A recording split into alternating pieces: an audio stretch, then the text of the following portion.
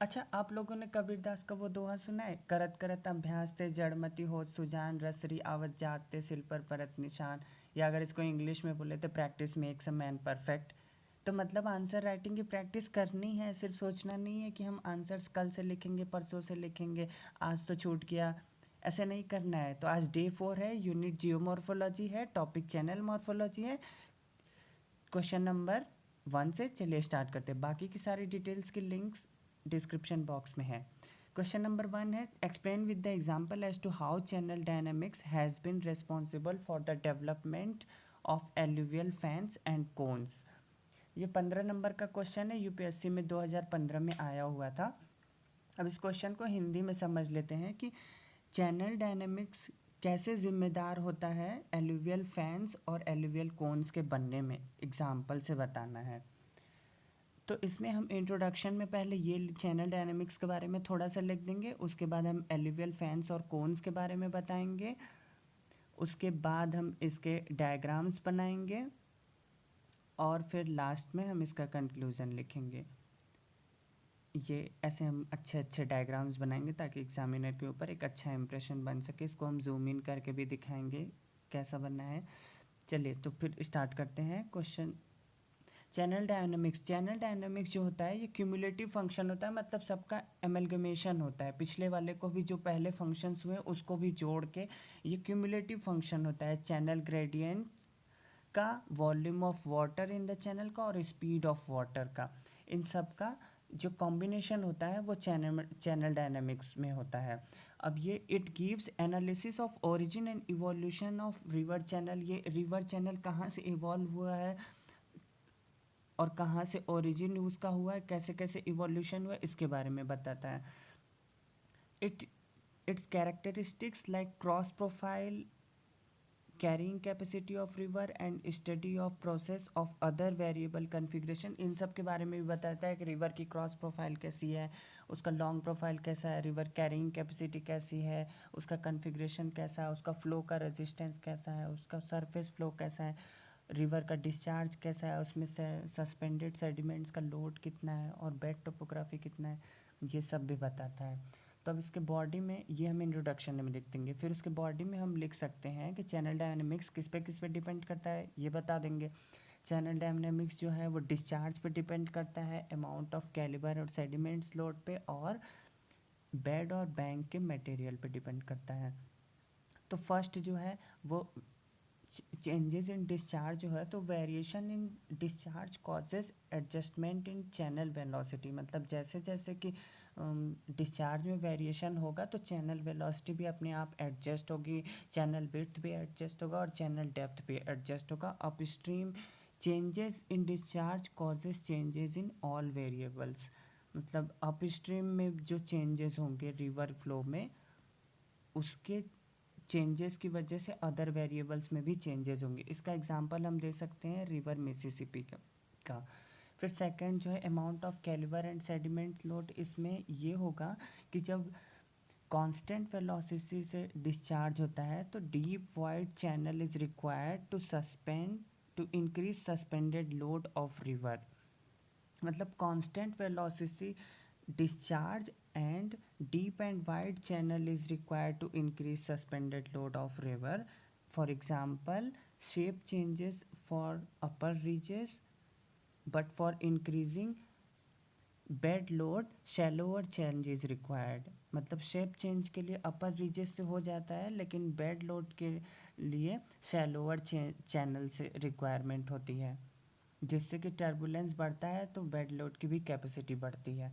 फिर थर्ड जो है characteristics of bed and bank material, तो इसमें जो है रेजिस्टेंट और कोहेसिव बैंक मटेरियल से लिमिटेड इरोजन होता है, और फिर it limits the increase of channel width, and similarly cohesive bed material restricts vertical erosion। जो cohesive bed material जो होते हैं, जो आपस में जुड़े होते हैं, वो vertical erosion को रोकते हैं और vertical deepening को भी।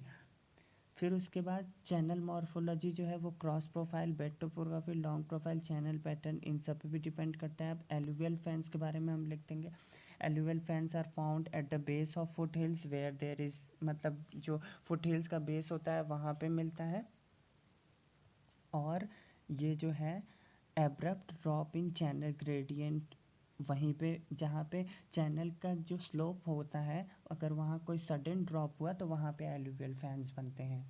अब एलुवियल कोन्स जो है when slope of hill, for example देखिए जैसे किसी स्लोप का हिल हो, सॉरी हिल का स्लोप होगा या माउंटेन का फ्रंट होगा, जहाँ पे स्ट्रीम नीचे उतर रही है वहाँ पे एलुवियल फैंस और कोन्स देखने को मिलेंगे।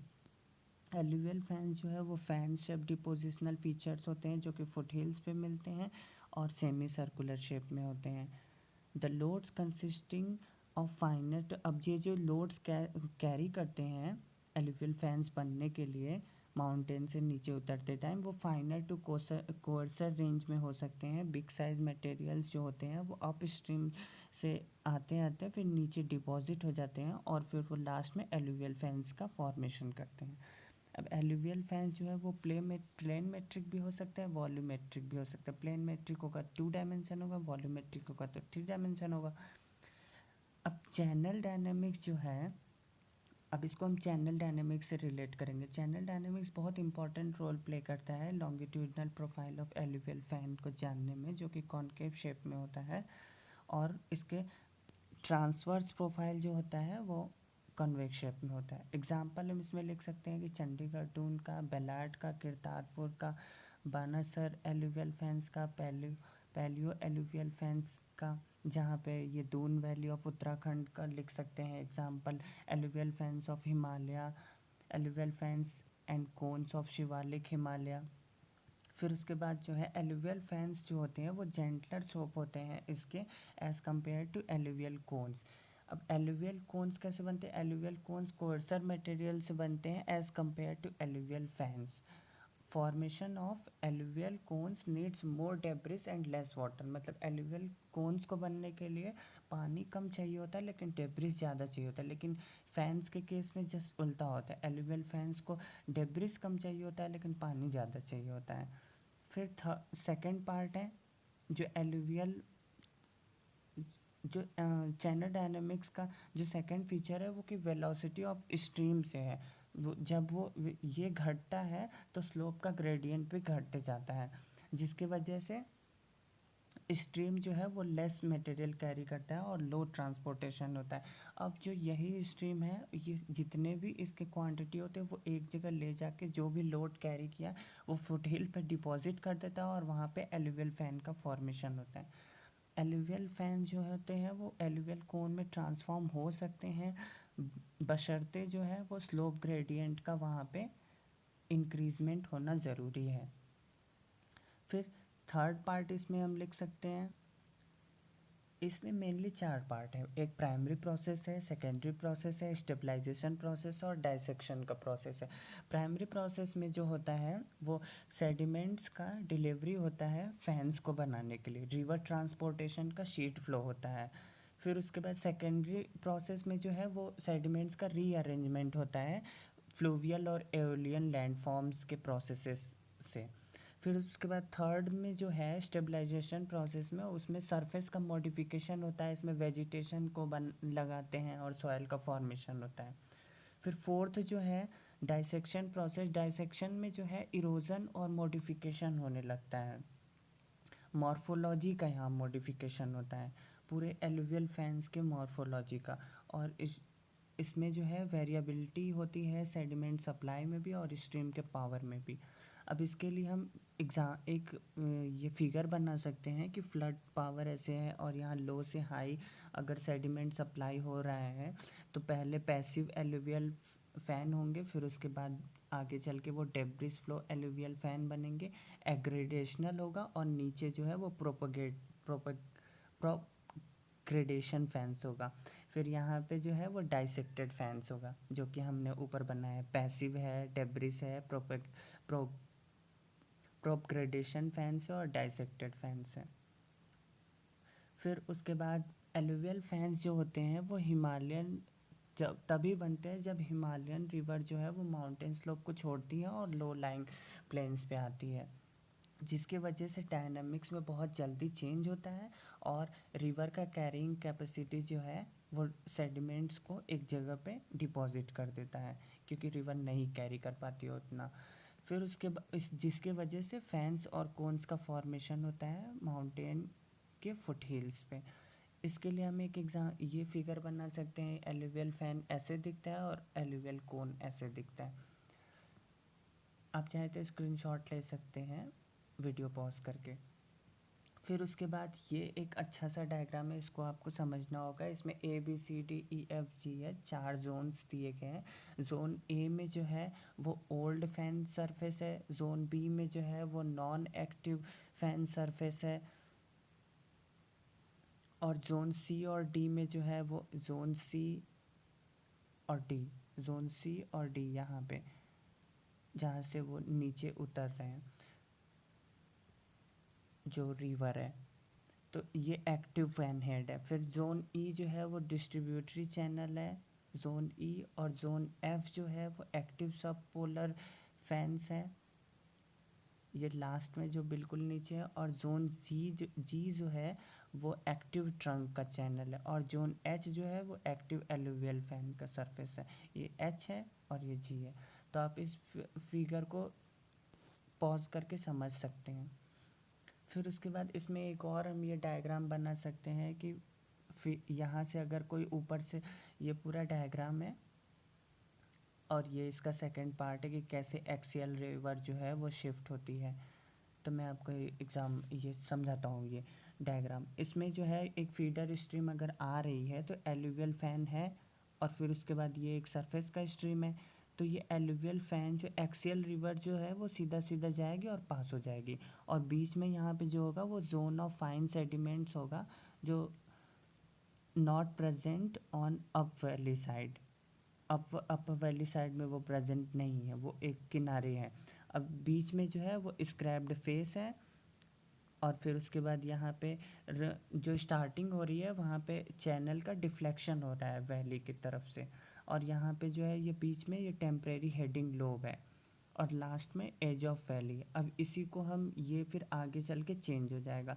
अब यहाँ पे फीडर स्ट्रीम ऐसे है, एलुवियल फैन का केस है, और यहाँ पे सरफेस स्ट्रीम, तो सरफेस स्ट्रीम शिफ्ट हो जाएगी राइट साइड में, और जो यहाँ पे लोब था हमारा टेम्परेरी हेडिंग लोब, वो शिफ्ट होके यहाँ पे एक्सपेंशन लोब में कन्वर्ट हो जाएगा, और एक्सियल रिवर भी शिफ्ट हो जाएगी।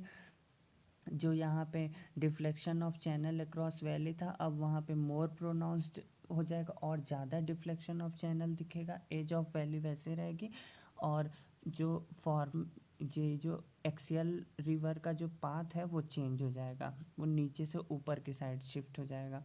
और बीच में जो है यहाँ पे जहाँ पे हमने देखा था कि ये टेम्परेरी हेडिंग लोब और स्क्रैप्ड फेस है, तो स्क्रैप्ड फेस जो है वो रिसेशन हो जाएगा, उसका recession of scrapped face and erosion of fan toe sediment creating embankment. अब एक फिगर इसमें और हम बना सकते हैं, इसको अगर और शॉर्ट में बनाए तो फीडर चैनल है, यहाँ पे दोनों साइड में स्टीप स्लोप है, और बीच में ये एलुवियल फैन बन रहा है, और साइड साइड में एलुवियम डिपॉजिट है, और लेफ्ट में हार्ड रॉक बेसमेंट है। फिर उसके बाद इसमें एक और अगर हम चाहें तो डायग्राम बना सके, आपको जो डायग्राम पसंद है आप वो एक दो डायग्राम मिनिमम अपने आंसर्स में बनाने चाहिए। मैंने यहाँ पे एक्स्ट्रा एक्स्ट्रा डायग्राम्स दिए हैं। फिर यहाँ पे अगर एग्रेडिंग फैंस है, जो हमने पढ़ा था एग्रेडेशन और प्रोग्रेडेशन, तो यहाँ पे एग्रेडिंग फैन है, यहाँ पे प्रोग्रेडिंग फैन है। तो एग्रेडिंग फैन का केस हम देखें तो यहाँ पे बीच में fining up of sedimentary sequence हो रहा है, ठीक है, फाइन हो रहे हैं वो। और अगर ये down fining away from bed rock contract. अब लेकिन प्रोग्रेडिंग में क्या हो रहा है, प्रोग्रेडिंग में जो है वो coarsening up of sedimentary sequence हो जाता है, और बीच में जो है वो far head trench cutting into progressively coarse sediment and bed rock. मतलब कि जो ट्रेंच होता है वो दो पार्ट में कन्वर्ट कर देता है उसको, कोर्स सेडिमेंट और बेड रॉक में। फिर उसके बाद कंक्लूज़न में हम लिख सकते हैं कि हेंस चैनल डायनामिक्स जो होता है वो बहुत इंपॉर्टेंट रोल प्ले करता है एलुवियल फैंस और कोन्स के डेवलपमेंट में, और ये जो है ये channel gradient, volume of channel और वेलोसिटी का भी एक इम्पॉर्टेंट फंक्शन होता है। तो बेसिकली इस क्वेश्चन में यही लिखना था। अब सेकंड क्वेश्चन पे आते हैं, climate slope gradient and rock structure influence on the avulsion of channel. इसमें जो प्राइमरी कीवर्ड्स है वो रॉक स्ट्रक्चर है, स्लोप ग्रेडियंट है और क्लाइमेट है और एवल्सन ऑफ चैनल है। अब इसी को हमको डिस्कस करना है। अब इंट्रोडक्शन में हम पहले इसमें लिख सकते हैं कि एवल्सन कैसे होता है। एवल्सन जो है वो बैंक डिस्चार्ज कंडीशन होती है जहाँ पे वाटर इन ओवरफ्लो कर जाता है। एवल्सन जो है बहुत कॉमन फेनोमेना होता है जिससे कि मल्टी ब्रांचिंग चैनल्स का फॉर्मेशन होता है मिडिल और लो रीजेस में। और एवल्सन की वजह से एवल्सन जो है वो रिवर कोर्स के चेंज या ड्रेनेज पैटर्न के चेंज की वजह से बनता है। अब इसमें बॉडी में हम लिख सकते हैं कि एवल्सन जो है वो इंसिडेंस ऑफ चैनल डाइवर्जन है, चेंजिंग और शिफ्ट ऑफ रिवर वैली की वजह से होता है। ये ऐसा क्यों होता है? क्योंकि सेडिमेंटेशन और reduction in channel capacity because of down stream aggradation, मतलब जैसे जैसे स्ट्रीम नीचे आती है तो उसके चैनल कैपेसिटी और सेडिमेंटेशन में फ्लक्चुएशन होता है, बेसिकली रिडक्शन होता है, तो उसके वजह से एवल्सन का फॉर्मेशन होता है। अब इसमें तीन हमें एक्सप्लेन करना है, क्लाइमेट, स्लोप ग्रेडियंट और रॉक स्ट्रक्चर। तो पहले हम रॉक स्ट्रक्चर लेते हैं। रॉक स्ट्रक्चर को एक्सप्लेन करने के लिए हम पहले इसमें बताएंगे कैसे कैसे स्ट्रीम्स बनती है, ड्रेनेज पैटर्न कैसा होता है। तो इसमें मेनली दो ही है, आगे हम चाहें तो और क्लासिफिकेशन कर सकते हैं।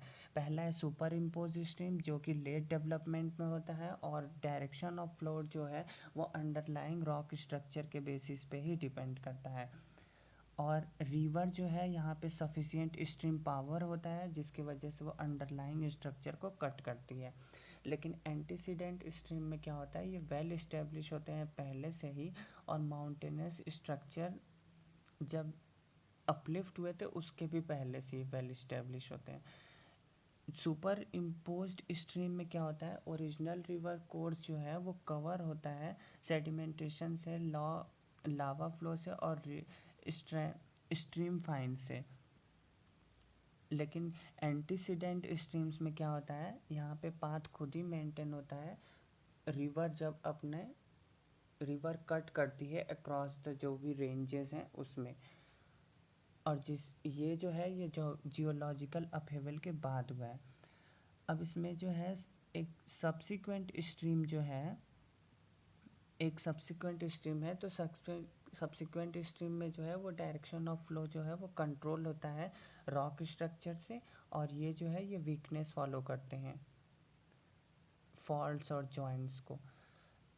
इसमें एक और है डिस्कॉर्डेंट स्ट्रीम। डिस्कॉर्डेंट स्ट्रीम जो होता है वो जियोलॉजिकल फीचर्स में कट होते हैं जैसे कि फोल्डेड रिजेस और माउंटेन रेंजेस में।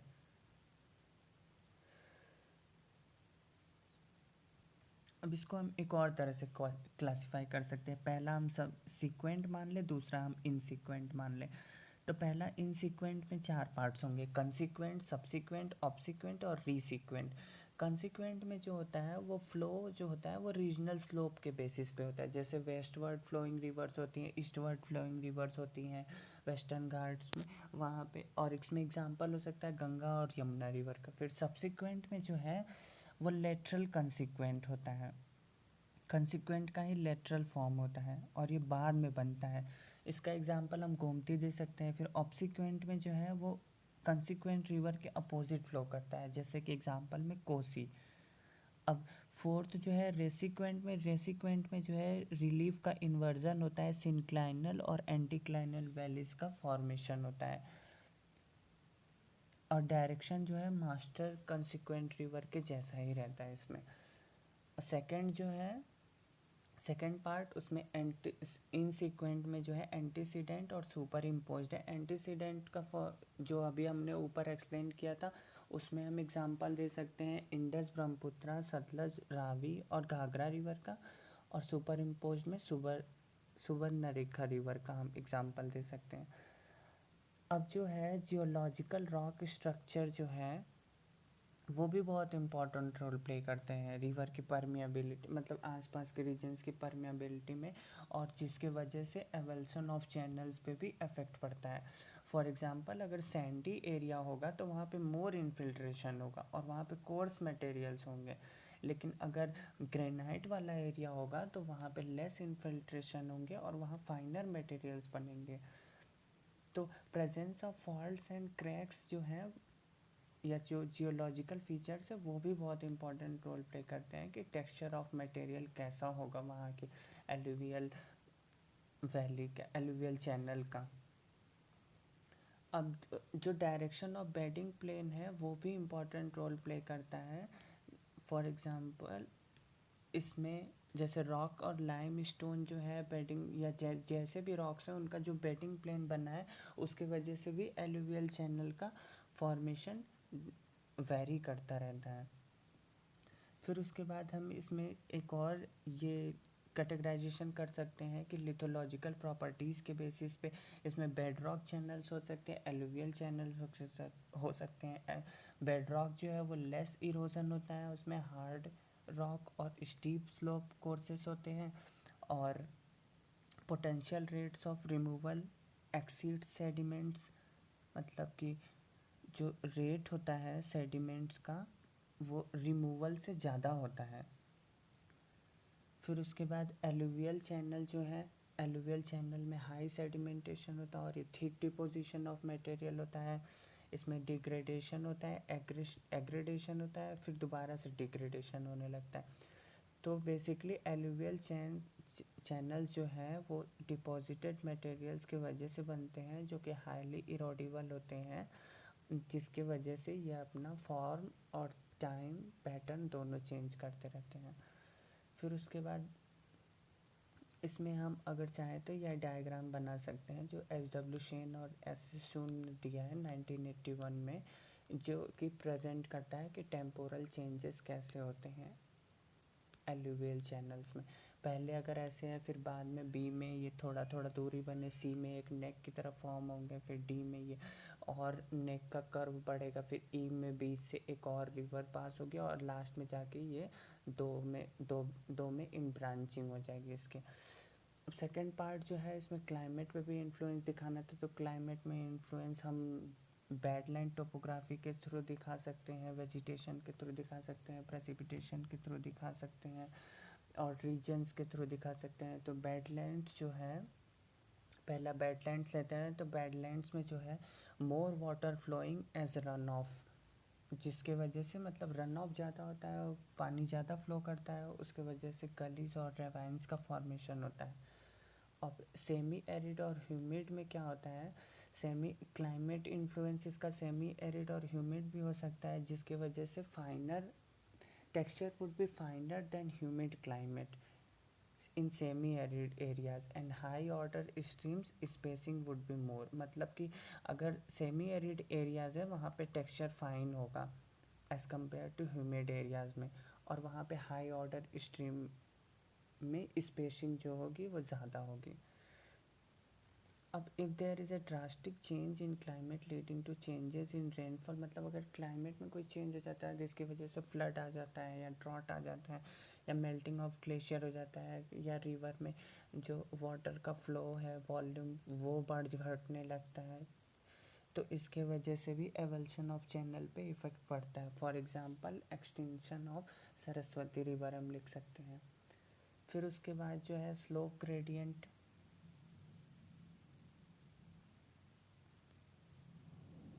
स्लोप ग्रेडियंट जो है वो सेंट्रीपिटल भी हो सकते हैं, सेंट्रीफ्यूगल भी हो सकते हैं। अब स्लोप ग्रेडियंट की वजह से ड्रेनेज पैटर्न में भी चेंज होता है, जो कि हमें हिल साइड्स पे या पैरेलल ड्रेनेज पे देखने को मिलता है।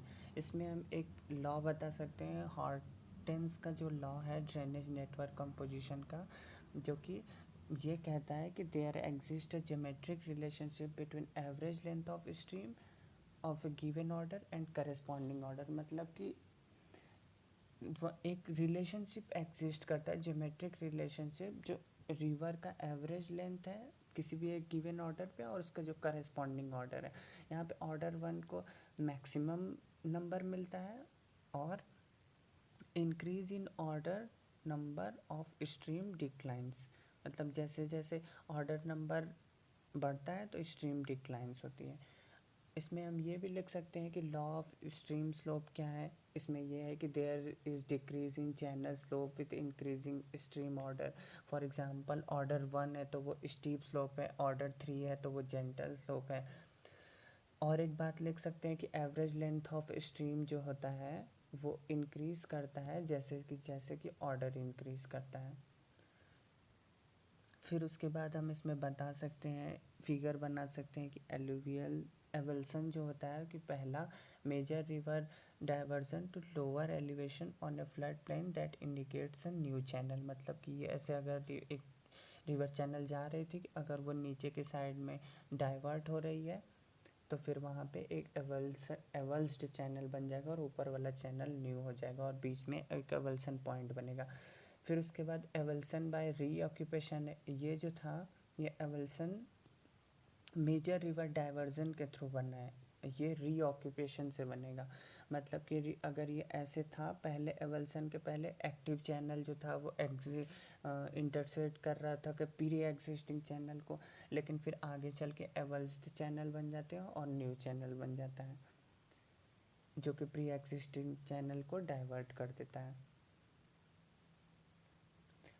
फिर उसके बाद थर्ड है प्रोग्रेडेशनल एवल्सन। तो यहाँ पे एक्टिव चैनल था, यहाँ पे अबेंडेंट चैनल था। अब ये एवल्सन जैसे जैसे बढ़ता जाता है लेवी बैंक में, फिर एक अदर या जो एक्टिव चैनल था अबेंडेंट चैनल था उसमें इंटर करता है। फिर आगे क्या होता है, जब इसमें इंटर करते रहते हैं कि एक नया मेजर चैनल का फॉर्मेशन हो जाता है।